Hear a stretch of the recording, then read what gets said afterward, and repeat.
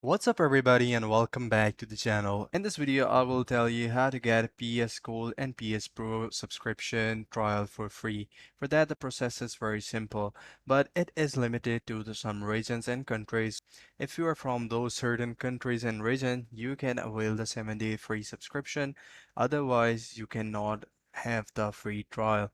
So for that, the process is very simple. All you have to do is to go to the PS4 account and create a new account if you haven't already used the free trial in your old account. But if you have used the free trial in your old account, you have to create a new account for that purpose. So once you have created the new account, all you have to do is sign in with your PS5 account, go to the PlayStation Store and select PlayStation Plus, choose the free trial option, usually a 7-day trial, and just go with it. Add your credit card or debit card and just start with the free trial. So that's pretty much it. I hope you find this video helpful. If you do, please consider subscribing to the channel. Take care. Bye bye.